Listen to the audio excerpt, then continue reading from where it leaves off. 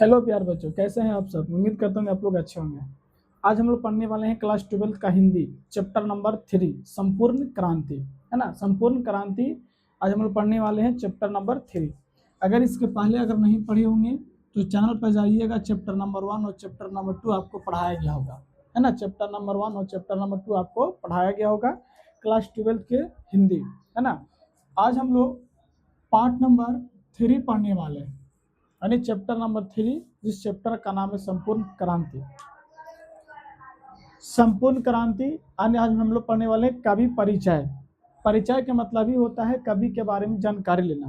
कुछ कुछ ऐसे पॉइंट्स भी होंगे जो हम लोग कहानी में या कहानी के द्वारा कुछ कुछ पॉइंट्स को बताया जाएगा। तो सबसे पहले देखिए, हम लोग कवि का परिचय पढ़ेंगे, उसके बाद कहानी का सारांश पढ़ेंगे, ठीक है ना। तो अगर नए हैं तो जरूर से जरूर इसको सब्सक्राइब और शेयर कर दीजिएगा और वीडियो को लाइक जरूर कर दीजिएगा, ठीक है। आइए हम लोग शुरू करते हैं। आज हम लोग पढ़ने वाले हैं क्लास 12, है ना। क्लास 12 का चैप्टर नंबर 3, जिस चैप्टर का नाम है संपूर्ण क्रांति। कवि का हम लोग परिचय पढ़ेंगे, है ना।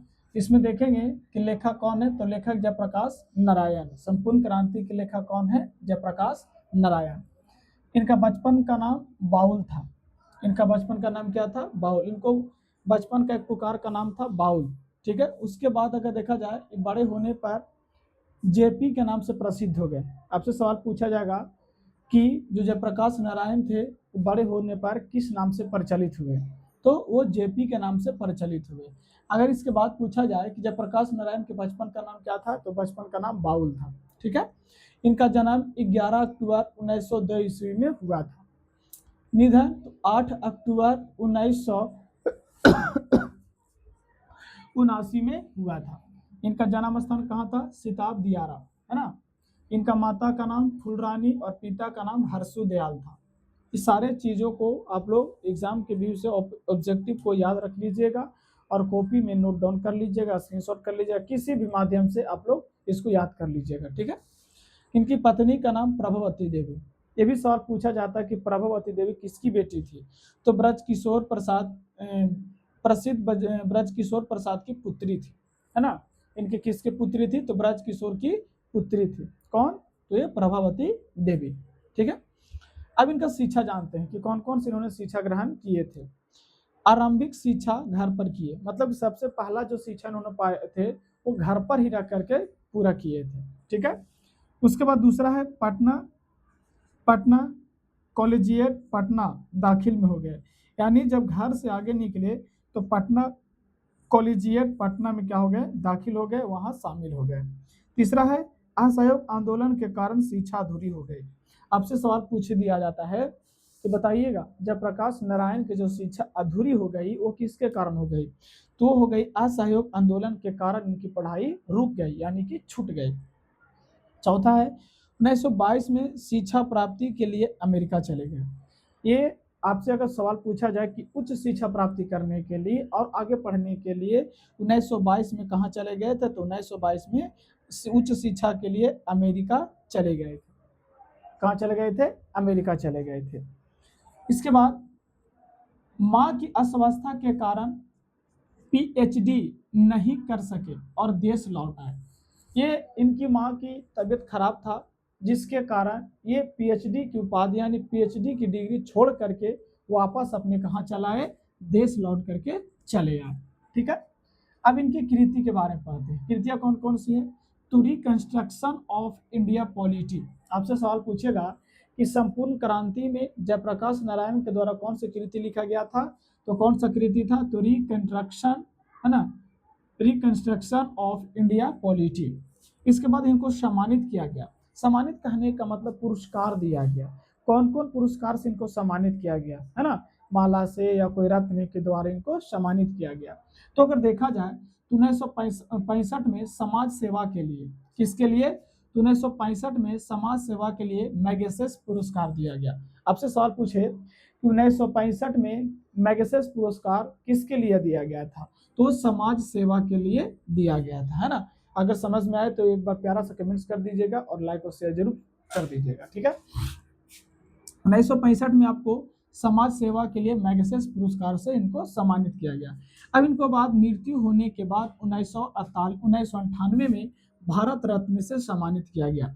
आपसे सवाल पूछे कि जयप्रकाश नारायण को भारत रत्न की जो सम्मान पुरस्कार दिया गया था वो कब दिया गया था, तो 1998 ईस्वी में इनको दिया गया था।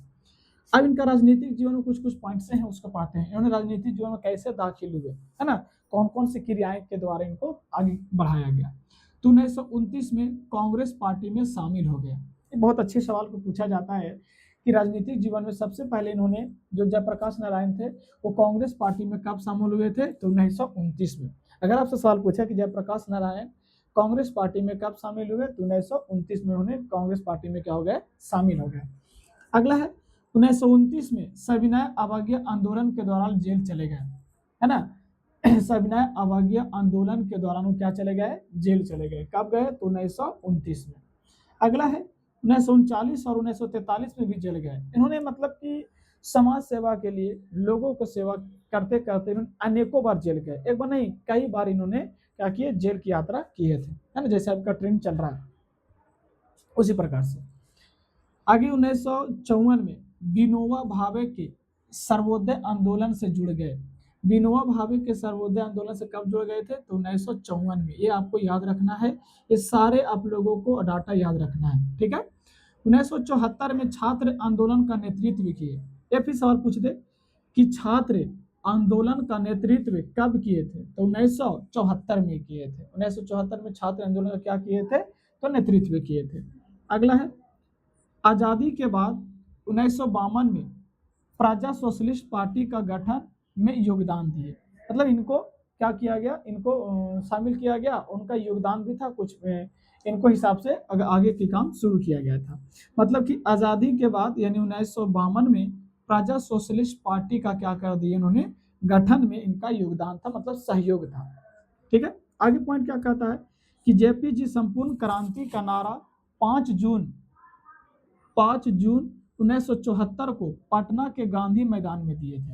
बहुत अच्छे सवाल है जो आज हम लोग अभी जो कभी कहानी पढ़ रहे हैं, संपूर्ण क्रांति, ये गांधी मैदान में दिया गया था। पटना के गांधी मैदान में 5 जून 1974 को दिया गया था। अगर आपसे सवाल पूछे कि बताइएगा कि पटना के गांधी मैदान में संपूर्ण क्रांति का जो भी प्रचलित यानी भाषण दिया गया था, उसको नारा दिया गया था, वो कहाँ दिया गया था, तो वो पटना में दिया गया था। यानी संपूर्ण क्रांति का नारा कहाँ दिया गया था, पटना में। कब दिया गया था, तो 5 जून 1974 ईस्वी को दिया गया था। क्लियर।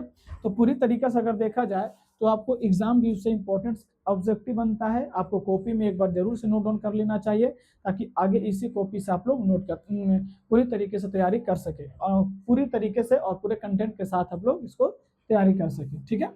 अब कुछ कुछ पॉइंट्स हैं उसको थोड़ा देख लेते हैं, इसमें क्या क्या और थोड़ा सा पॉइंट को बताया गया। इतना हम लोग देखें कवि का परिचय, कि उन्होंने क्या कब जन्म लिया, उनके माता का क्या नाम था, उनके पिता का क्या नाम था, है ना, वो कौन कौन से जीवन आपने यात्रा में किए थे। तो अगर देखा जाए तो बहुत बार वो जेल गए लोगों के प्रति, है ना, लोगों को सेवा करने के साथ साथ वो कई बार क्या कर गए, जेल चले गए। अगला पॉइंट बताया गया कि जयप्रकाश नारायण को अमेरिका का दलाल कहा जाता है। बहुत बहुत महत्वपूर्ण क्वेश्चन।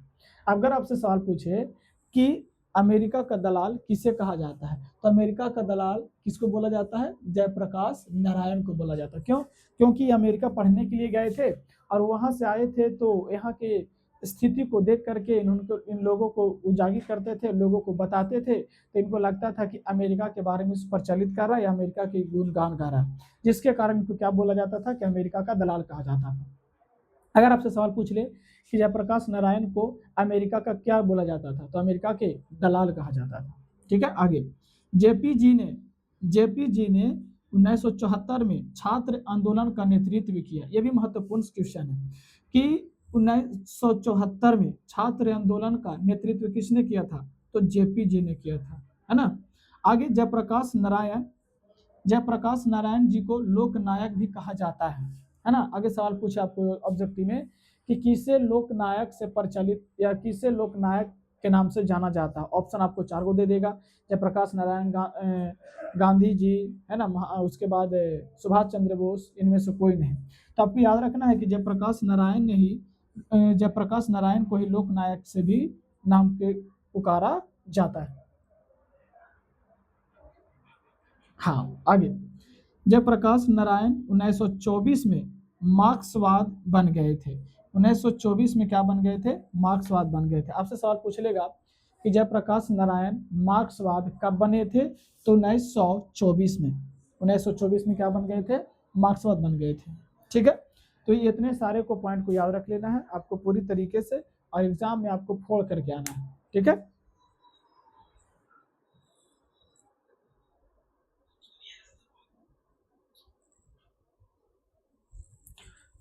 एक पॉइंट और बचा है, उसको भी देख लेते हैं। लास्ट में क्या था? बिहार में हिंदी को वर्तमान स्थिति विषय पर लेख के लिए जेपी जी को सर्वोच्च पुरस्कार से प्राप्त किया गया है ना। बिहार में हिंदी को वर्तमान स्थिति देने के लिए किसको? तो ये जेपी जी को क्या कर दिया गया? सर्वोच्च पुरस्कार से प्राप्त कर दिया गया है ना। ये थे हमारे चैप्टर नंबर 3 का कवि का परिचय। तो अगले क्लास में देखेंगे चैप्टर नंबर 4। तो आज भर इतना ही। जय हिंद, जय भारत।